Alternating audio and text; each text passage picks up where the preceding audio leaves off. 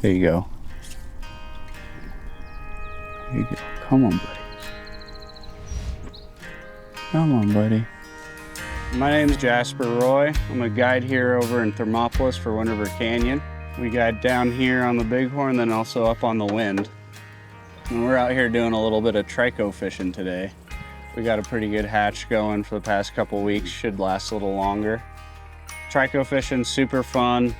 It's really technical and interesting. You know, you gotta have those drag-free drifts. You gotta put it in their mouth for them. So it's challenging, but it's very rewarding once you get it done. Yep. There it is. Good set.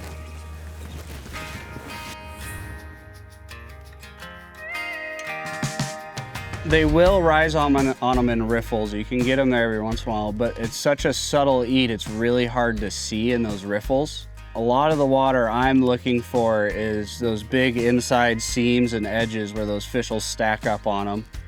Or big, slow flats, you know, wide open water where you can see everything, you can see your fly well, and those real subtle noses coming up stands out for you. Will they eat it in the riffle? Of course.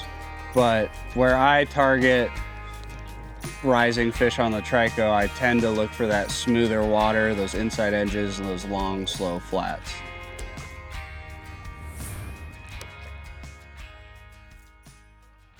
So Tricos, like any mayfly, have a few different stages to their life. They start out their life as a nymph living underwater in the rocks and on the weeds and stuff. And then when the water temperatures are correct, they start to hatch. And what they do is they split their case and the mayflies float straight up from the bottom to the surface, right? So during that stage, we call them an emerger. You can nymph them pretty effectively on like a short light rig. You can throw them on a hopper dropper so they just sit in the film just below the surface of the water, right? Once they pop, they're duns. The spinners you can fish onto the surface, which is very effective, but it's difficult. Or you can drop them below a nymph rig and fish it as a drowned Trico, which is just a dead spinner that has been sucked under the surface. And that can be extremely effective because there's just so much of it in the water. You can fish them 6 feet and heavy and get eats. Usually I fish a, suspended rig, 4 foot, 5 foot and light, 3 foot. And you just find those seams where they pile up and the fish will become very active on the edges, seams, eddies, stuff like that when there's enough Tricos to get them to become active over there.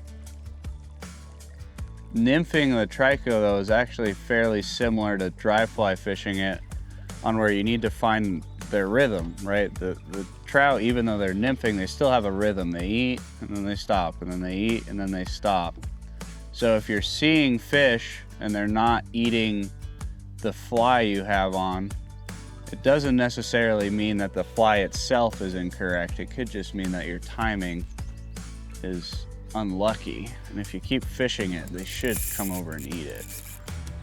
You can catch a fish on a Trico or any mayfly at about any stage of their life, really.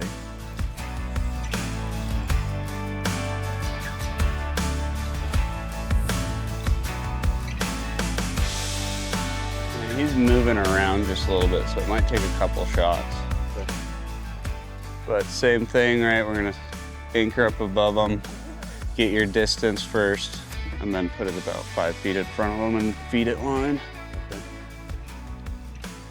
Out here especially, the biggest thing is a lot of people, when you're fishing heads, you set up below them and cast up to them. On this river specifically, we don't do that because these fish are very sensitive to being lined when they're eating Tricos. So we set up above them and fish down to them so that the first thing they see is the fly. And even doing that, you can still pull a couple out of a pod without putting them down if you do it right. Yep. Like you talked about earlier, Jasper, like being patient, finding the rhythm. I think think what really annoys anglers who are trying to figure out how to catch fish when they see a big Trico pod is they're just casting in the middle of them, not paying attention to rhythm, not paying attention to timing. And we talked about this earlier. They're a little bit like fishing, for example, tarpon. If the worms are going off and there's just tarpon everywhere and you cast in the middle of them, you're like, why am I not getting one? You really have to target one fish and just try to catch that one fish. Then maybe you'll catch another one, maybe you won't. But if you don't target them, they're not going to eat it if you're just casting it in the middle of a pod, at least not as consistently. I also think it's important to remember thinking of it like one at a time. So pick the outside fish or the lead fish. If you do cast right in the middle and you do catch one, you're going to blow up the whole pod. So if you can try to take steps, either the outside or the very top fish, catch one, then you're going to give yourself chances to catch some more, and just be patient with it. It's not as easy as it looks. It looks like when you see a pod, oh, I'm going to just slay them, and that's rarely the case. Part about fishing the slow flat water for these fish, they can be very sensitive to any sort of visual or, vibration auditory input.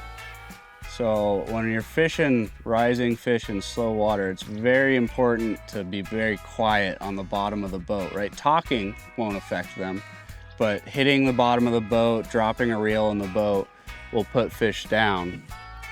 And then, along with that, fishing Tricos, fishing sitting down is never a bad idea, just limit that skyline presence can help you out a lot. So yeah, just trying to stay quiet and stay a little bit under the radar can help you get some of these fish to the boat as well. Like you've watched Darren, he's been setting really softly, which is what you have to do. Small hooks, light eats, they're facing you the way we fish them. So if you set hard, it's just gonna rip that small hook out. It's basically just a lift of the rod as opposed to an actual set. You don't need a whole lot of juice on there.